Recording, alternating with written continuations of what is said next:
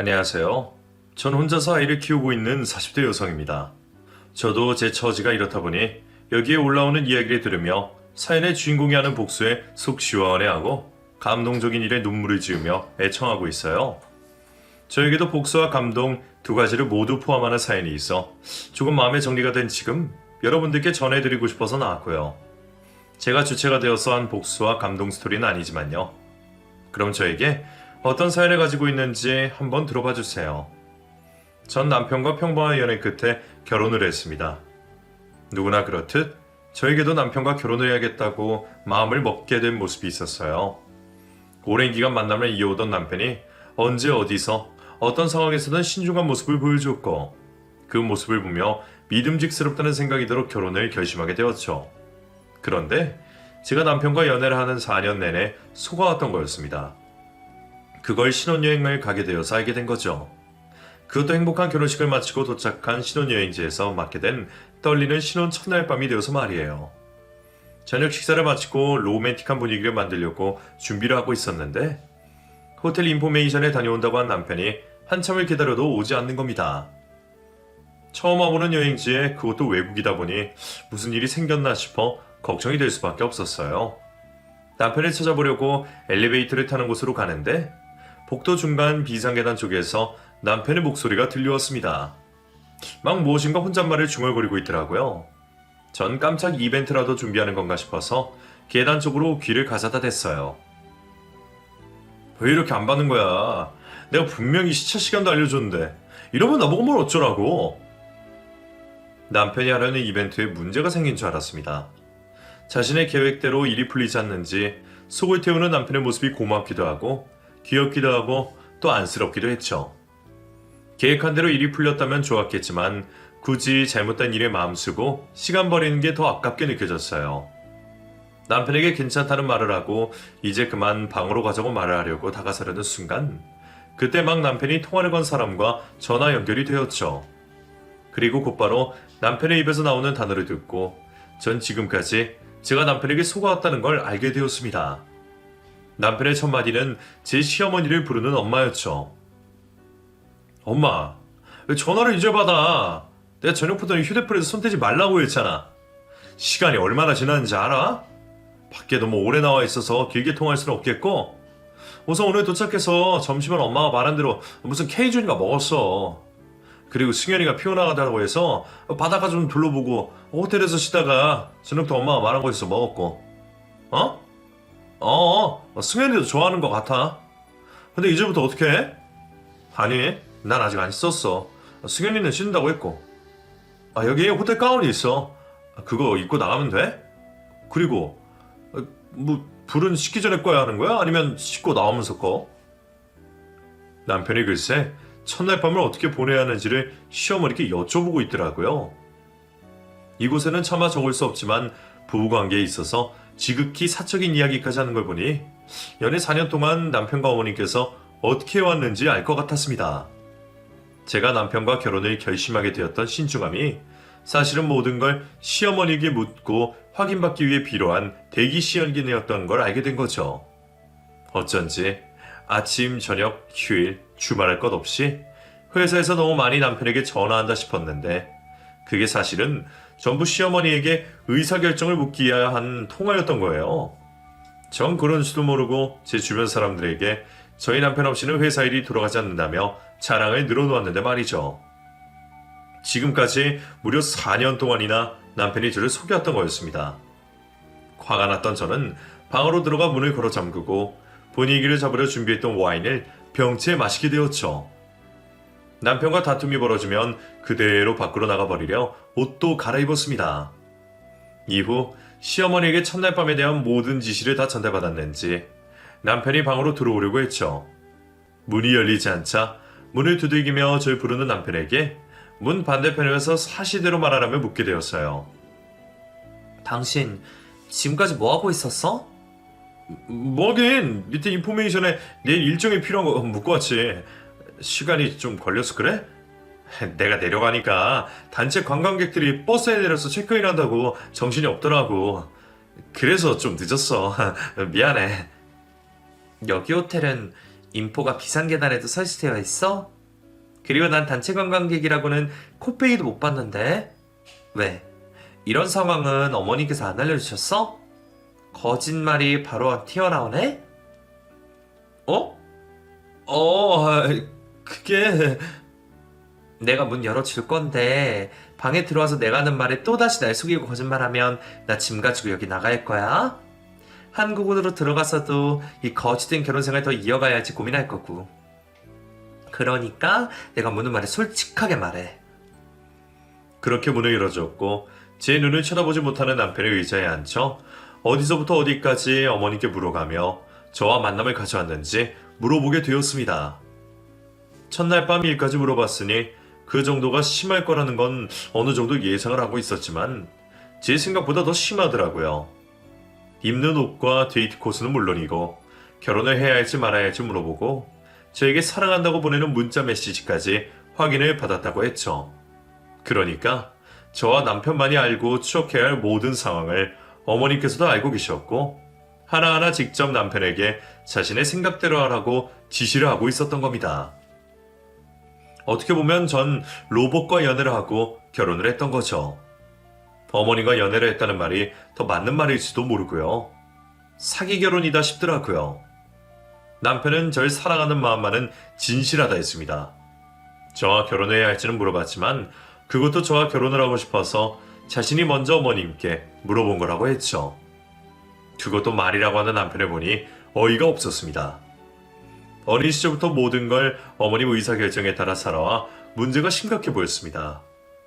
속아서 하게 된 결혼이었지만 물을 수도 없었으니 제가 남편을 설득시켜 더러 어머님께 의지하지 않도록 남편을 고쳐보려고 했죠. 제가 심각하다고 말을 하니 남편도 문제를 인지하고 제 말에 수긍을 하는 듯 보였습니다. 당장 내일부터 어머님의 지시에 따르지 않고 모든 걸 스스로 선택해보기로 한 약속을 한 채 잠자리에 들게 되었죠. 그렇게 망쳐버린 제 신혼 첫날 밤이 흘러갔습니다. 다음 날부터 습관적으로 어머니께 연락을 하여 뭐든 물어보려는 남편을 제지했고 직접 결정을 하도록 훈련을 하게 되었습니다. 금단 증상이라고 해야 할지 모르겠지만 남편은 자신이 결정을 내려야 하는 상황에서 어머니께 묻지를 못하자 불안해하는 모습까지 보였죠. 그럴 때마다 남편을 어르고 구슬리면서 어린아이를 가르치듯 옆에서 스스로 선택할 수 있게 도와주었죠. 그래도 어머님께 지난 30년 넘게 기대고 의지한 시간에 비해 남편은 빠르게 변해가고 있었습니다. 하지만 그 갑작스러운 변화를 심어도 눈치챘어요. 그럴 수밖에 없던 게 밥 사먹는 것조차 일상적으로 물어보던 아들이 연락을 하지 않으니까요. 시모는 그 이유가 당연히 저에게 있을 거라고 생각했고 아들에게 변한 이유를 묻게 되었죠. 남편 말로는 끝까지 말 안 하려고 노력을 했다는데 그 말에 대한 진위 여부는 모르겠고 어찌되었든 시모가 저 때문에 자신의 아들이 변한 걸 알게 되었습니다. 그리고 곧장 저를 집으로 불러들여 자신의 아들을 망치지 말라는 막말을 쏟아냈죠. 네가 우리 한석이한테 나한테 그만 전화하라고 했다며. 너 무슨 생각으로 엄마 아들 사이를 갈라놓으려고 하는 거냐? 갈라놓으려고 하는 게 아니고요. 한석씨가 너무 사소한 것까지 어머니께 묻고 그대로 행동하니까 이제는 스스로 생각하고 행동하라고 한 거예요. 그래, 네 입으로 자해도 말하네. 그게 모자 사이를 갈라놓는 거지. 너 네 남편 벌써부터 길을 잡고 네 손바닥 안에 놀게 하려는 것 같은데 내가 좋은 말로 할 때 그만해라. 어머님, 한석씨 어린애 아니에요. 다 큰 성인이라고요. 집안의 일이나 큰일이면 몰라도 팬티 한 장 입는 것까지 어머님께 묻고 허락받으면 안 되죠. 한석씨 아끼시는 마음은 저도 잘 알겠는데 이제는 한석씨 좀 믿으시고 놔두세요. 너는 말을 좀 이상하게 한다? 뭘 믿고 못 믿어? 내가 우리 한석이 모두 잘 되라고 확인하는 거지. 우리 한석이가 내 말 안 들어서 잘 된 게 있다고 하디? 자식이 부모 말만 따르는 게 당연한 거지. 네가 뭔데 이래라 저래라 하는 거야. 주제 넘지 말고 괜히 우리 아들 망치러 가지도 말아라. 내 아들이니까 내가 알아서 할 거다.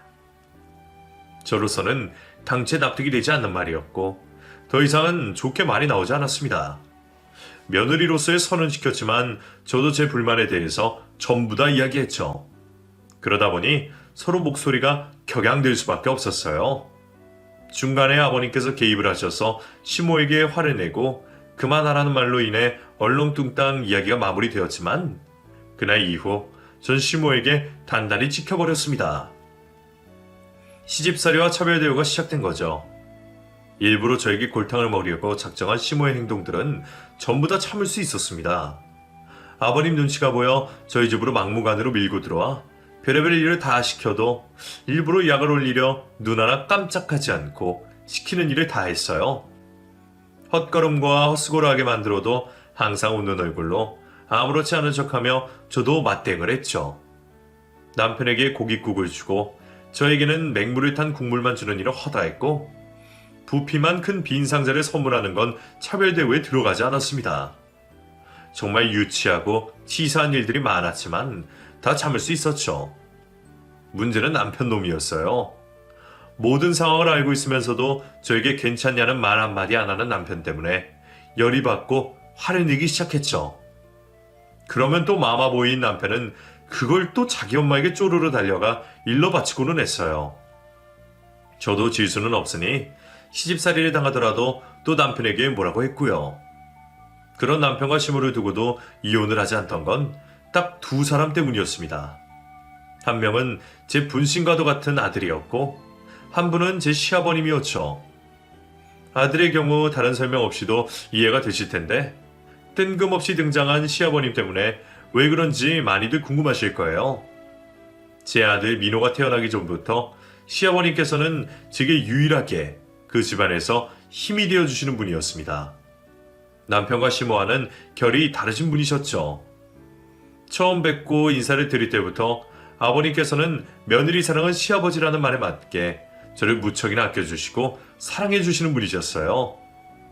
아버님께서는 제가 시모에게 괴롭힘을 당할 때마다 뒤에서 챙겨주시고 다른 일을 시키시는 척 하시며 그 자리를 피하게 만들어주셨죠.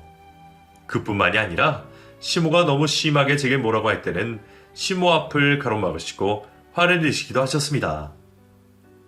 자신의 아들에게도 똑같이 행동하셨죠. 제 입으로 직접 남편이 한 마마보이 짓을 아버님께 이른 적이 없었지만 아버님께서는 모든 걸 다 하시는 것처럼 항상 남편을 볼 때마다 정신 좀 차리라는 말씀을 누누이 하셨습니다. 김한석이, 너 요즘은 승윤이한테 잘하고 있어? 당연히 잘하죠. 그러니까 오늘도 집에 같이 오죠. 잘하기는. 내가 승윤이 얼굴 보면 다 알아. 네가 얼마나 승윤이 속을 썩이는지. 너 요즘도 네 엄마한테 이거 할까 저거 할까 이러면서 심화폭에 쌓여있지? 다 큰 남자 새끼가 창피하지도 않냐? 너도 남자면 이제 민호 보기에 창피한 짓은 그만해라. 어? 승현이 속 좀 그만 썩히고 혹시라도 승현이 눈에서 너 때문에 눈물 한 방울이라도 떨어지는 날에는 너 내가 엄마 소리도 못 나게 두들겨 패줄 테니까 꼭 기억하고 있어. 아버지, 말씀을 하셔도. 야, 김한석, 내가 농담하는 것 같아? 아니요. 알겠어요. 승현이한테 잘할게요. 남편과 시모가 하는 짓에 대해 아버님께 말하고 싶은 것들은 많았지만 아버님 성격을 알았던 탓에 입을 다물 수밖에 없었죠. 과거 운동을 하셨던 아버님께서 화를 내셨다가는 시모와 남편이 작살날 걸 알았거든요. 두 사람을 작살내고 싶은 적도 많았지만 그래도 아버님께서 저에게 해주시는 것 때문에 그 정도 난리를 만들 마음까지는 들지 않았어요. 시모와 남편 두 사람이 저를 괴롭게 하는 것보다 아버님께서 저에게 주시는 사랑이 더 컸으니까요. 그런 아버님이 곁에 있어 주시는 게 감사해서 저도 아버님께 무조건적으로 잘해드리려 했습니다. 하시고 싶은 게 있으면 먼저 알아봐서 해드리고 몸에 좋은 게 있다면 저희 아버지보다 먼저 드리고는 했어요.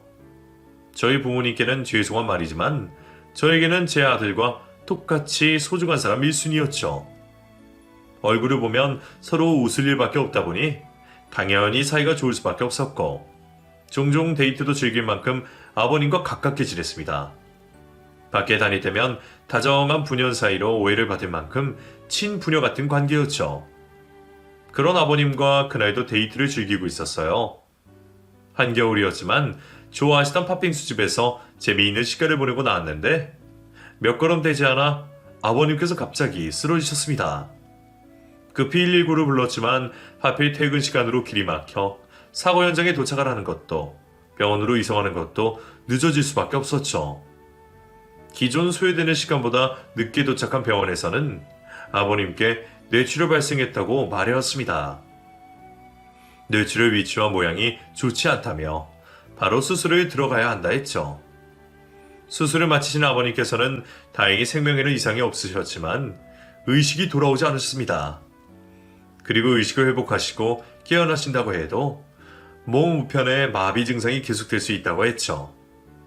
안 그래도 제게 소중한 아버님께서 쓰러지셔서 마음이 쓰일 수밖에 없었는데 저와 같이 있으시다 쓰러지셨으니 모든 게 제 탓인 것만 같았습니다. 가게를 나설 때 아버님께 좀 더 신경을 써야 했는데 모두 제 부주의로 발생한 일 같아 죄송한 마음이었죠. 당연히 제가 아버님 곁에서 지내며 병수발을 들기로 했습니다. 아버님께서 하루라도 빨리 깨어나실 수 있게 노력을 했죠. 제가 하는 말에 반항을 하실까 자는 시간을 제외하고는 항상 이야기를 전해드렸고 혈액순환이 잘 되도록 몸을 주물러 드렸습니다. 그리고 재활을 하셔야 한다는 몸을 조금이라도 더 나은 상태로 만들기 위해 운동도 대신 시켜드렸죠. 오매불망 아버님이 깨어나시기만을 기다렸습니다.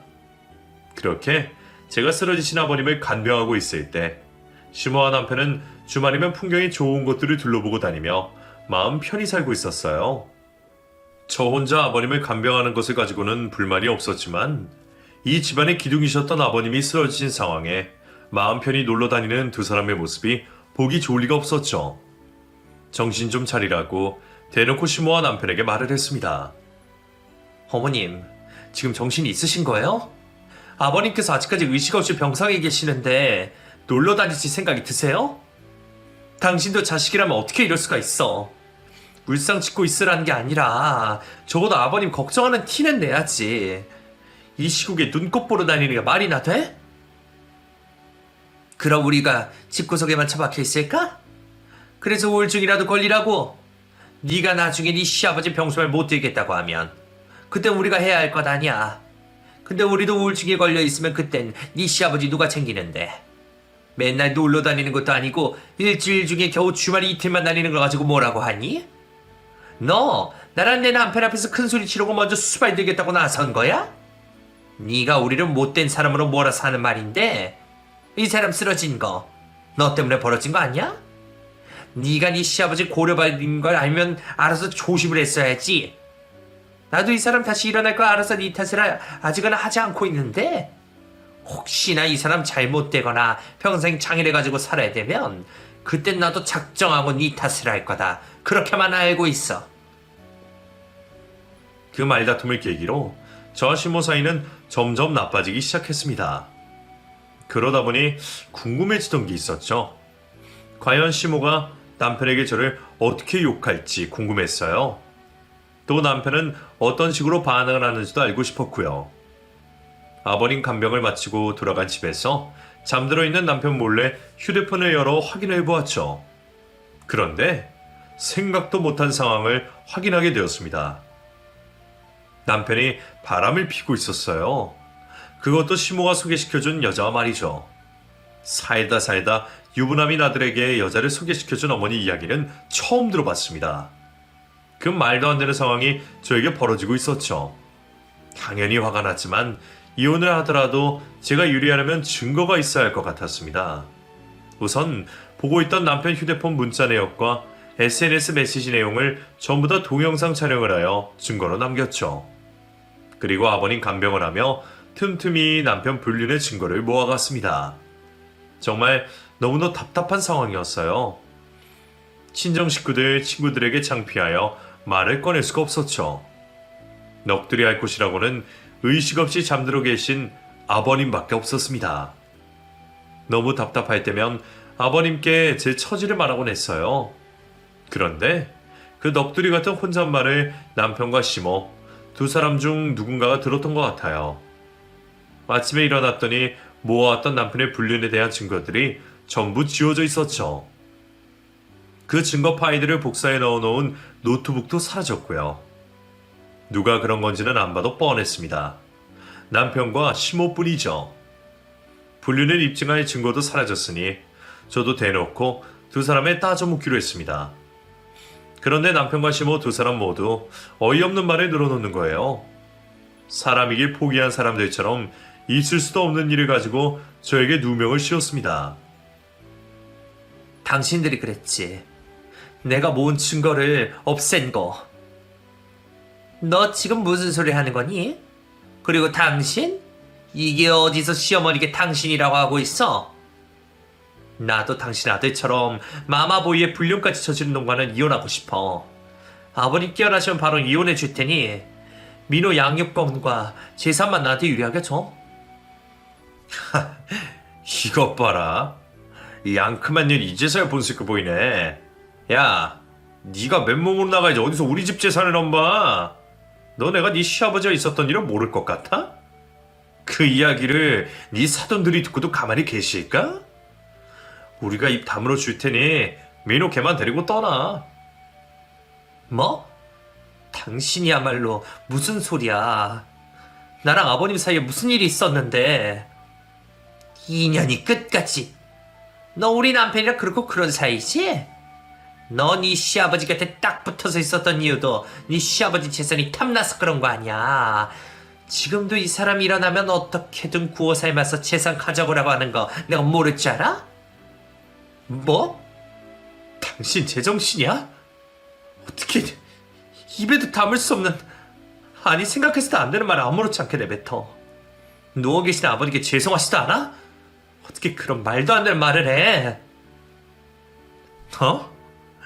너도 그게 인간이 할 짓이 아니라는 걸 알긴 아는구나. 어디 한번 세상 사람들에게 변명해봐라. 시어머니랑 남편이랑 증인이 둘이나 있는데 네 말을 들어줄 것 같아? 그리고 네 시아버지 단골집만 가더라도 너랑 붙어 다녔던 거 확인이 될걸? 당신 정말 미친 거 아니야? 내 친아버지 같은 분이야. 그런데 어떻게 그런 생각을 해? 억울하지? 근데 증명할 게 없잖아. 이 사람은 이렇게 누워만 있고 네가 이 사람과 가깝게 지낸 건 맞고, 사람들 생각하는 거야 우리가 어떻게 말하는가에 따라 바뀌지 않겠어? 평소에는 다정해 보이는 시아버지와 며느리 사이가 불륜이란 말을 들으면 그렇게도 보이겠지. 거기다 네가 네 시아버지 가진 재산 때문에 접근했다고 하면 사람들이 그럴 수도 있겠구나 싶어서 네 욕을 할 거고, 그냥 너랑 다툼이 생겼을 때 내 남편 재산은 우리 아들 거다 감히 네 시아버지에게 꼬리를 쳐. 이 한마디면 사람들은 깜빡 속아 넘어간다고. 너희 아버님과 어머님은 안 그러실 것 같아? 아무리 부모님이라고 하지만 사람인데. 이러면 너만 불리해. 괜히 돈 몇 푼 더 가져가겠다고 괜한 짓 하지 말고 맨몸으로 우리 한식이 곁에서 조용히 떠나. 안 그러면 너 주위 사람들 전부 다 너에게 뒤돌아서는 일이 생기니까. 협박을 해왔습니다.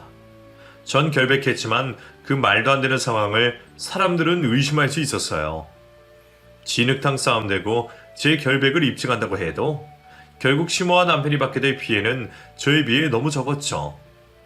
자기들도 오해였다고 말하고 피해버린다면 기껏해야 명예훼손밖에 그 죄를 물을 수가 없었어요. 하지만 저는 제 결백을 입증하는 동안 사람들에게 손가락질 받을 게 뻔했습니다. 이번에도 억울하지만 누구에게도 터놓을 수 없는 이야기였고 아버님께 또 한탄을 늘어놓게 되었죠. 이야기를 하다 저도 모르게 감정이 격해져 엎드려 눈물을 흘리고 있었어요. 그때 침대에 올려진 제 손 위로 어떤 촉감이 느껴졌습니다. 바로 고개를 들었더니 아버님의 손이 제 손을 잡고 있었어요. 하필 제가 억울해하며 눈물을 짓고 있던 그때 아버님께서 깨어나신 겁니다. 그날 이후 의식을 완전히 회복하신 아버님은 의사 선생님의 처방대로 깨어있는 시간을 조절해가며 조금씩 회복을 하시게 되었습니다. 다행히 깨어나시며 정신이 없던 덕분에 그날 제가 한 이야기를 기억하시지는 못하셨고요. 저로서는 정말 다행이었어요. 아버님께서 온전히 치료에만 집중할 수 있었으니까요. 아버님께서 깨어나신 걸 기뻐하는 저와 달리 시모와 남편은 초조해 보였습니다. 혹시 제가 아버님께 두 사람이 한 행동들과 저에게 씌었던 누명을 일러 바칠까 싶어서 말이죠. 제 입에서 그 말이 나올까 싶어 먼저 저에게 원하는 만큼의 합의금을 줄 테니 이혼을 해달라 했습니다.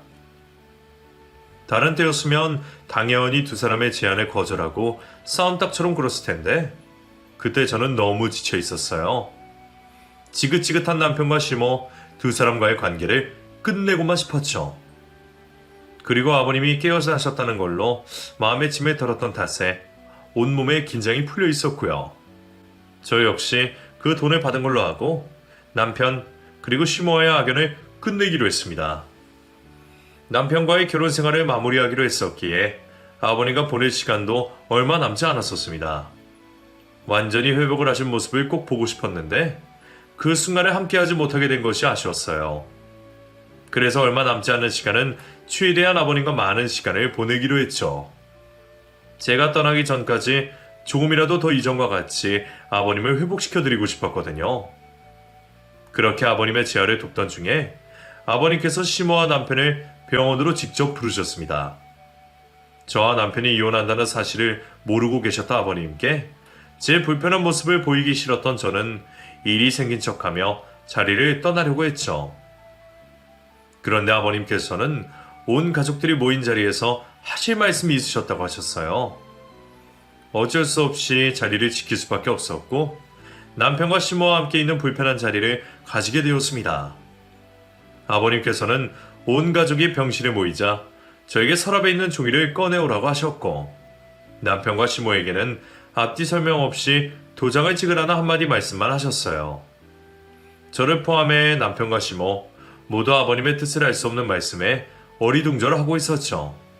저는 아버님께서 시키신 대로 서랍에서 종이를 꺼내게 되었는데 그곳에는 재산 증여에 대한 서류가 있었습니다.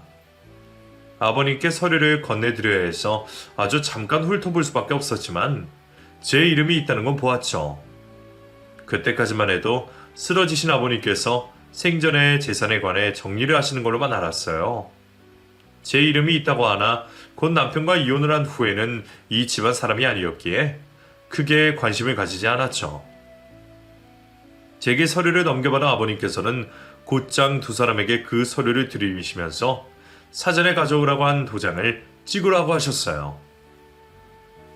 도장 찍어. 이게 무슨 서류인데요? 아픈 사람이 이런 것도 언제 준비했고 무슨 내용인지 보고 도장 찍읍시다.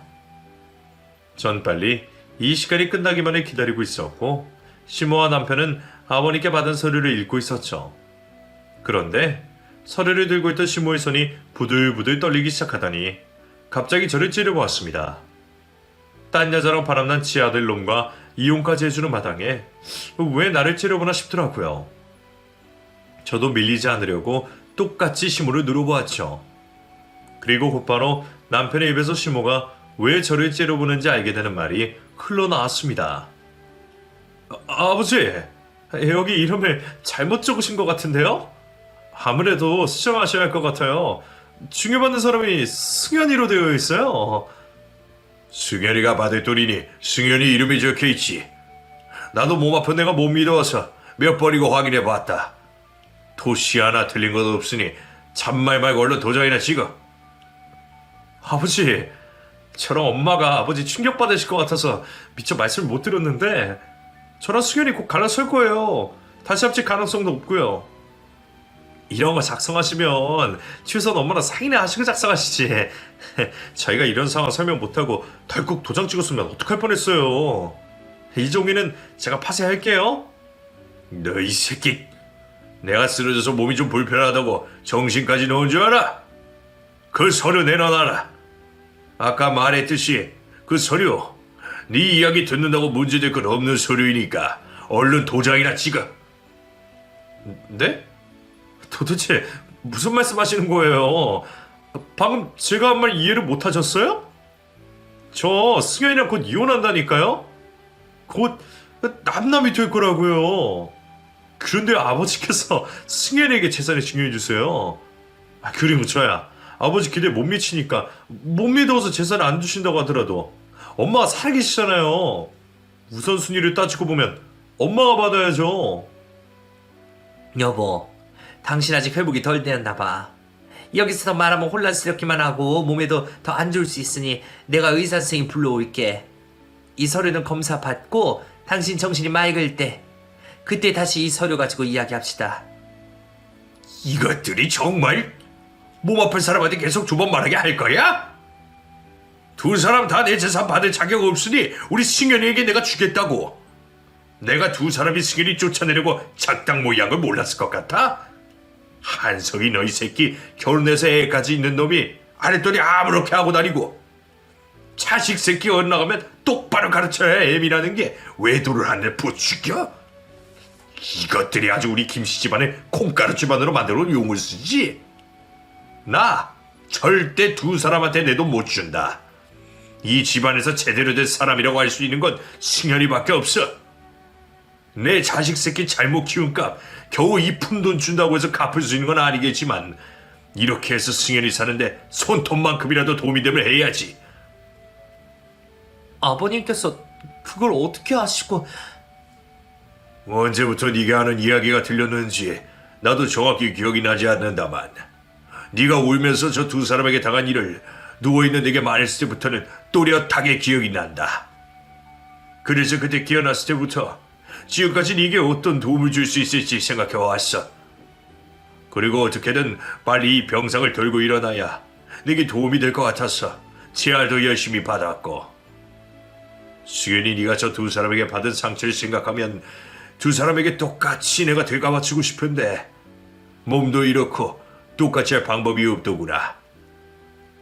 네 마음의 상처는 치료해주지 못하더라도 이 돈으로 앞으로 생길 현실적인 어려움은 조금 해결해 줄 수 있을 것 같아서 너에게 증여를 하기로 했다. 미안하다. 에휴, 아까 내가 우리 집안 사람 관리를 옳게 못했구나. 내가 대신 잘못했다고 빌고 사과하마. 용서도 하지 말고 마음껏 욕하고 미워해도 돼. 다만 이번 일로 너 스스로에게 상처가 될 행동만 하지 말아다오. 아버님께서는 자세히는 아니지만 남편과 시모가 저에게 저지른 짓을 알고 계셨습니다. 아버님께서 그 사실들을 알게 되신 건 정말 기적이라고밖에 설명할 수 없는 상황이었어요. 의식이 없는 아버님께서 그 시간에 남편과 시모가 저지른 잘못에 대해 억울해하며 말을 하는 제 목소리를 듣고 깨어나셨다는 건 정말 거짓말 같은 일이었습니다. 하지만 그때는 그 놀라운 사실보다 아버님께서 저를 생각해 주시는 말씀이 너무도 와닿고 위로가 되어 다른 생각을 할 수 없었어요. 저도 모르게 지금까지 참아내고 있던 눈물을 흘리며 울게 되었죠. 하지만 제 감동스러운 심경과 상관없이 앞에 있던 시모와 남편 두 사람에게는 당장 발등에 불이 떨어질 상황이었습니다. 아버님께서 자신들의 잘못을 알고 있으니 서류에 적혀진 내용처럼 집안의 재산을 모두 빼앗길 상황에 놓여 있었거든요. 아버님이 어떤 옳은 말씀을 하셔도 자신들의 재산을 지키기 위해 쉽게 물러날 사람들이 아니었습니다. 여보, 아무리 그렇다고 해도 이걸 재산과 결부시키면 안 되지. 어찌되었던 간에 이거는 한석이와 승현이 사이에서 해결할 일인데 왜 제3자가 끼어들려고 해? 한석이가 결혼생활 하는데 잘못을 했으면 합당한 처벌을 받고 위자료 명목으로 배상하면 되는걸. 왜 당신이 집안 재산까지 마음대로 결정하면서 애를 도와주려고 하냐고? 그리고 요즘에는 우리 때와 다르게 불륜이 죄가 아니라니까? 이혼 사유는 될 수 있어도 다른 사람을 사랑하는 게 죄는 아니라고. 그리고 그 재산 당신이 벌었다는 이유로 마음대로 결정하면 안 되지. 집안 살림은 누가 하고 애는 누가 키웠는데. 나도 우리 집이 이 정도로 살고 당신이 바깥 일만 집중할 수 있게 만든 몫이 있어. 우리가 이혼을 한다고 해봐 나도 내 몫의 재산 분할을 받는다니까? 그런데 당신이 우리 모자가 당신 마음에 안 든다는 이유만으로 재산의 대부분의 돈을 얘한테 준다는 건 말이 안 되지. 맞아요. 아버지도 뉴스나 신문에서 보셨을 거 아니에요. 요즘 내 형제들끼리도 부모님 상속받을 때 정당한 내 몫 찾으려 소송 가고 그래요. 당연히 법원에서는 그 몫을 인정해주기도 하고요. 제가 이 집안의 친자식입니다. 저도 따지고 보면 우리 집 재산을 나눌 때 제 몫을 요구할 수 있는 사람이라고요. 당연히 피 한 방울 섞이지 않은 승현이보다 제 몫이 더 크고요. 아버지가 이렇게 나오시면 저랑 엄마도 어쩔 수 없이 법에 호소를 할 수밖에 없어요. 그러면 가족 간에 이러니 저러니 감정의 골만 깊어지고 아는 사람이나 친척분들에게 가족들끼리 뭐 하는 짓이냐고 손가락질만 받죠. 조금만 깊게 생각하시면 여기 있는 사람들 다 좋게 끝낼 수 있는 일인데 너무 승현이 편에 서서 생각하시지 말아주세요. 전 이런 상황이 벌어질지도 몰랐고 법에 대해서 잘 알지도 못했습니다. 하지만 시모나 남편이 말하는 말들이 틀린 말이 아니라는 건 대중매체들을 보며 알고 있었죠. 애초에 남편과 이혼을 결심하며 약속한 돈을 이외에 바라지도 않겠기에 그날 아버님께서 보여주신 행동들로 전 충분히 만족했고 앞으로 살아가는 데 있어서 큰 힘이 될 것 같았어요. 괜히 저 때문에 아직 회복을 하셔야 하는 아버님 몸만 상하시고 남은 가족들에게 미움이라도 받을까 걱정이 되어 제가 물러서겠다고 말했죠. 저도 제가 그 큰 돈을 받을 자격이 있다고 생각하지 않아요. 아버님, 지금 말씀해주신 것과 행동하셨던 것만으로도 저는 충분합니다. 어차피 한석 씨와 이혼하기로 하면서 약속한 돈도 있어서 괜찮아요. 신경 쓰시면 몸에도 좋지 않으니 제가 아버님 재산 받을 자격이 없는 걸로 하고 가족들 간의 의견들이면 그만하는 걸로 하시죠. 아유 그래 너 말 잘했다. 네가 곧 남남이 되는 이 상황이 되어서야 예쁜 말 좀 하는구나. 여보, 승현이 말 들었지? 아휴, 당신이 주겠다고 하면 뭐해. 받아야 하는 사람이 싫다고 거절을 하는데. 승현이 말처럼 가족들끼리 돈 가지고 음성 높이고 감정 내세워서 되겠어? 그만하고 내가 한석이한테 이혼 도장 찍기려면서 약속해놓은 것보다 더 챙겨주라고 할 테니까 그만 마음 놓고 있어.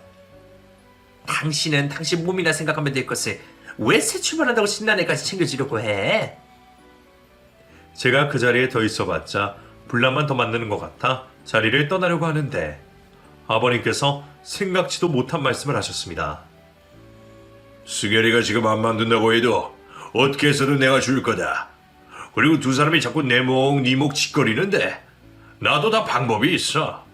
내가 내 돈 가지고 탕진하면 그거 두 사람이 무슨 수로 막을 거야? 내가 승현이에게 선물을 경고가 될 만한 걸 선물하면 무슨 수로 두 사람 몫을 챙길 거냐고. 법적으로 문제가 있는지 확인만 하고 내가 오늘부터 꾸준히 승현이에게 선물해주면 되겠네. 고맙다. 두 사람 때문에 내가 더 열심히 재활을 해야 할 이유가 생겼어. 내가 열심히 재활해서 선물 고르는데 오랫동안 걸어 다닐 수 있는 다리를 만들어 보기로 하지. 자, 또 막을 수 있는 걸 생각해봐.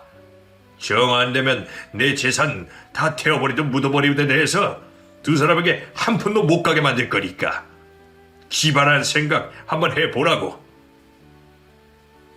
집안의 재산을 어떻게 해서든 빼앗기지 않겠다고 하던 시모와 남편처럼 아버님 또한 어떻게 해서든 가지고 계신 재산을 저에게 주시겠다는 모습이셨습니다. 당연히 시모와 남편이 당황할 수밖에 없었죠. 두 사람이 재산 증여에 대한 아버님 생각을 인정할 수 없다고 했지만 어떤 말을 해도 아버님의 고집을 꺾을 수 없었죠. 너네 둘 계속 이러다가는 그나마 내가 조금이라도 주려고 했던 돈마저 다 잃게 된다. 그 돈이라도 받고 싶으면 내 마음 바뀌기 전에 얼른 도장 찍어. 그나마 조금 남은 재산이라도 받고 싶으면 지금이라도 서류에 도장을 찍으라고 하시는 아버님의 협박과 똑같은 말씀을 두 사람은 따를 수밖에 없었습니다. 결국 서류에 도장을 찍게 된 거죠. 이후 저와 남편은 이혼을 하게 되었고 아버님의 회복 끝까지 도와드리지 못하고 곁을 떠나게 되었어요. 아직 몸이 성치 않으신 아버님 걱정이 되었습니다. 본래도 정신을 못 차리던 시모와 남편인데 재산 관련 문제로 아버님께 억가심정을 가져서 제대로 된 치료를 못 받게 하면 어떡하나 싶었죠. 그런데 아버님께서도 생각이 다 있으셨더라고요. 우선 아버님께서는 저에게 주셨던 재산 외에 금액으로 자신의 치료를 받으며 평생 지내게 될 실버타운에 입주를 하셨습니다. 그리고 자신의 며느리와 불륜 관계로 몰아가려고 했던 시모와 이혼을 하셨죠. 그래서 다행히 번거롭게 통원을 하시며 재활 치료를 받으시는 것보다 더 나은 환경에서 재활을 하시고 지내실 수 있으셨어요. 아버님께서는 제 머리로는 생각할 수도 없을 만큼의 번뜩이는 아이디어를 생각해 내신 겁니다. 아버님께서 실버타운에 가신 이후로는 제가 편하게 아버님을 만나뵐 수 있었습니다. 그리고 아들과 단란하게 잘 살고 있는 지금도 아버님을 매주 뵈며 건강을 신경 써드리고 과거와 같이 부녀 사이처럼 지내고 있고요. 잘못한 결혼이 제 인생의 오점이긴 하지만 대신 평생 제 편이 되어주실 아버님을 만날 수 있게 되어 그나마 다행이라고 생각하고 있어요. 지금도 저를 보고 미안해하시는 아버님을 위해서라도 아들 민호와 행복하게 잘 살아가야죠. 한부모 가정으로서 힘든 일도 많겠지만 저에게 힘이 되어주는 친정가족들과 아버님을 생각해서 잘 이겨내도록 하겠습니다. 그럼 제 사연을 끝까지 들어주셔서 감사합니다.